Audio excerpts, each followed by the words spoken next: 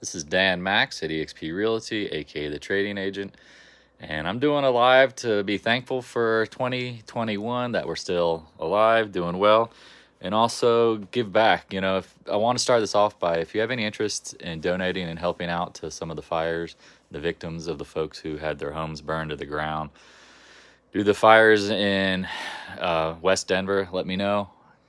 I'm going to try to figure out something about such to get it all together, but there's a ton of friends and families who don't have places to live and stay right now, and unfortunately in these times of needs, they're relying on the insurance company. They're going to give them some opportunities to help them out, with their rentals, but in general, they're just, their whole house and their whole life's burned down. So if you have any interest in giving back, let me know. But let's get into the market stuff. So I am messing around with live. You guys know I typically don't do many lives. If you realize, I work in my basement. I had my floors replaced so many times. I just gave up trying to go upstairs. But let's get into some of what to expect for the new year. Here is my yearly, just the seasonality of the years ending in, say, 0, 1, 2, 3, 4, 5, 6, 7, 8, 9, 10. Not 10, I guess, is 0. And here it is. Years ending in 2. Just soak it in for a second. Typically, it's a bear market. Now, 01 was not a bear market, so maybe the seasonality is off. But as I swig some coffee, keep in mind what is ultimately the driver in year 2. It's, especially if it's like this year ending in 2, where it's a midterm election, I do expect the year to be choppy. I think you'll have nice rallies up here in January and February. I think you'll get a spring kind of slam, potentially. It all really depends on if Congress does a stimulus or not coming out of COVID, Omicron sequencing. And if there isn't, I think you will see some drop in the market into the summer. And again, the low probably be in October. And again, talks about retests, double bottoms, not surprised if it's in October. Let's get into the typical seasonality of January and February. It's an excellent time of the year for money to move into the market. Yeah, beginning of the year, people put their money in, they figure out what their taxes are, they're got extra cash, holidays, all these things, people invest. So just be aware that in the middle of the month, February and January are for profit taking. Usually the middle of February is the bigger profit taking month. Let me sidestep that and bust out the Stock Trader's Almanac, because again, I did a video on this. If you don't have this thing, man, I feel bad for you. Here is what you should expect. Thank you to Peter Hirsch and his company for putting this thing out. You see January typically up, and then you see the pullback around the mid part of January, and then you can see the February is usually a stronger. I mean, again, all these notes are predicated on the past, and I warn people, like, hey, don't assume this is always going to play out. You have to just be aware the markets are what they are. Every year is a little different. What's going on in Congress, what's going on in the world always matters. Just know that. Here's the typical seasonality for the different sectors. As of right now, there's really nothing that goes into a kind of a bullish sequencing unless it's oil and natural gas. Keep in mind, oil starts to get stockpiled getting into the driving season.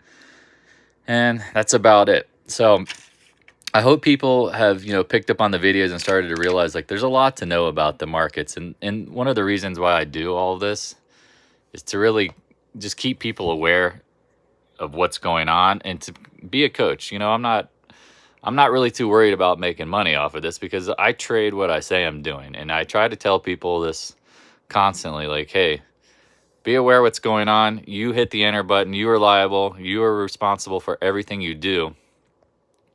But you need to be aware of what's going on. And when I say aware of what's going on, it's like you have to trade your surroundings. If you go hunting in the woods, are you not aware of what's going on? I mean, if you're going to go gamble at the casino, you're going to go trade, you're going to do anything in the markets, you need to be aware of what is going on.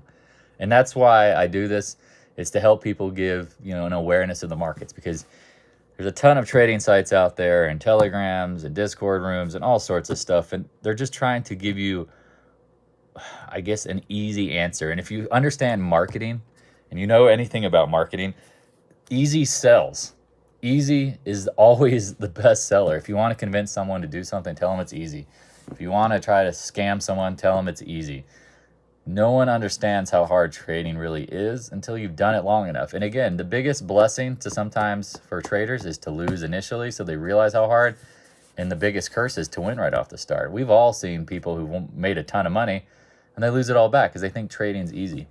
That's just not the reality of things. So I want to get this year started doing a little live just to kind of refresh the mindset going into the year. Like, hey, be in the probability mindset. Like if you were thinking about trading, or if you're on this YouTube channel or seeing me anywhere on social media, I want you to think about, like, what are your goals here? Like, are you looking to gamble, or are you looking to invest in either the markets or real estate with the mindset of probabilities? Like, what are the numbers? Like, what are the facts? What are the reasoning behind your trades?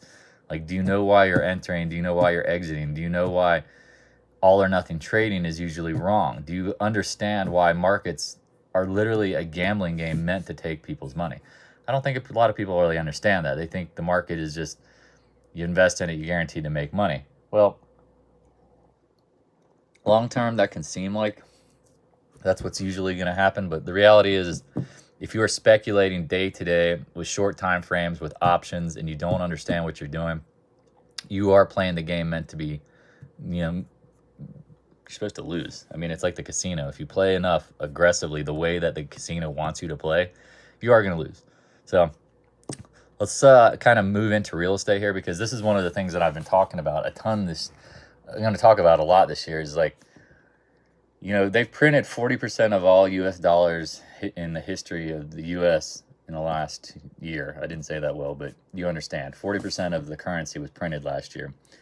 Inflation is going to be a reoccurring theme and problem for the next couple years. You can't just print all that money and not expect it to have to go places. So when that money starts chasing after hard assets, you don't get the return in your savings account. You don't get it in a checking account, money market. So the market, that money is going to continue to funnel into real estate. And I keep telling people, like, it's not a bubble. You used to have a run rate of 25 to 26 million homes built a year. We're at 5 to 6. We have a shortage in housing. We have demand because people now can move and live anywhere. With the internet so accessible, Starlink, all these different options coming up. Tech is a blessing and the curse if you're a homeowner. So keep that in mind. If you want to have a conversation about how to invest in real estate, feel free to hit me up. I still think it's the best place ultimately to invest long term, because the volatility is not going to be there. And people always need a place to live. They will not always need the stock market. They'll not always need gold. They won't always need bonds. You never know about these kind of things, but people need a place to live. Now, with the current rules and laws in place, investing in real estate is still the safest place. Things can always change. But again, a fixed number of assets with more dollars chasing after them will lead to inflation. I mean, I had this conversation this morning about somebody who's bitching about $1 million house. It's not worth $1 million. Hey, I don't know what $1 million really is anymore, because as much as I'd like to think that our currency is stable, $1 million doesn't get you what it used to. When I first started trading, $1 million, I mean, you could retire off of that. That was what people believe. Like, you get to be a millionaire, you can retire. Now, getting to a millionaire is like having 100 grand, 200 grand. I mean, that's the reality of the economy and the situation we're in. So if you have questions about real estate, Dan Max, eXp Realty, hit me up anytime. I love searching for deals. You're going to see, like, I just purchased another rental. These are the things that I'm always looking to do. Again, I take money out of the markets and I put them into real assets that pay me passively. As much as I love trading and as good as it can be, I liked guaranteed income. And from trading, if you think of it through a probability mindset, it's not always the best time to trade. So you're going to have to figure out how to stagger your incomes when you're trading in real estate, just in general. Like, there is no fixed income from trading. Anyone who's selling you on guaranteed money, or they win 98% of the time, or they can guarantee things, that's bullshit. And I mean, I'm trying to be nice about it, because there is no guarantees. I mean, think of it. It's like saying I go to Vegas and I win every time. Do you? No. Again, there's going to be times where you lose. And again, you can know the rules of the game and you can play flawlessly, but at times there's a limited number of winners. That's ultimately how it goes. It's a zero-sum game. And if the house ultimately always wins because the rules are an advantage, just keep that in mind. Follow people, learn from people who actually know what the hell is going on, and can give you good pointers. Again, it's how much money you've made and what you think you can make. It doesn't matter, because it's like in real estate, you're unemployed unless you have leads. Well, guess what? In trading, what you did on your previous trade has nothing to do with the current trade. You have to think independently. You have to think about what's going on in the markets, and you have to look at the markets as of right now. So just because you had a win in the past does not guarantee a win in the future. That mindset is the ultimate downfall of all traders and investors. So let's keep that in mind. Let's get this ball rolling. If you got real estate needs, again, I work for EXP. We got 70,000 agents globally. I can refer you to somebody who can help you with investment ideas, because again, if you're making money trading and you're playing the markets, you got your computers, you got your screens, you're doing everything right, at some point you want to turn that money into something that's going to pay you not to trade it. Whether you're in crypto, metals, stocks, bonds, whatever it's going to be, you got to figure out in your mind, okay, how do I get paid not to work? Because again, trading is a lot of work. People who know me know I don't do a ton of day trading, because it's just, I have to babysit it. And if you have other things going on in your life, guess what? That is what it is. You just can't do everything. So on that note, I will let this end here. Hit me up if you ever have any questions. Again, I'm here to help. If I can't help you, people will help you on the Discord room. Join, subscribe, get involved. If the teaching isn't worth it, then walk away. But I guarantee you that I'm going to be honest with people, and the people in my world who help me with the trading Discord room, we're all going to be honest, because everybody loses. It's just how you react to losses. What do you do in the markets from day to day? Again, because you hit a home run on Bitcoin or you hit a home run on XYZ, Tesla, does not mean the next trade is going to be that. You have to think that every opportunity has different probabilities. So Happy New Year. Again, if you want to get involved in the Colorado, again, we're going to try to figure out a way to donate money to help our friends and family whose houses literally burned to the ground over the holidays. It's a fucking tragedy. I mean, they're all piled in with our friends here, living it's like a slumber party. But the reality is they don't have a home. And unfortunately, in these times, I mean, it's crazy. They don't even have clothes. I mean, they had hours to get out of their house, not realizing the winds were going to blow their house and the fire into their houses and burn them down. Like, no one thought it would be this bad. So I appreciate everybody, and I look forward to a good 2022. I will talk to you guys and gals later. Cheers.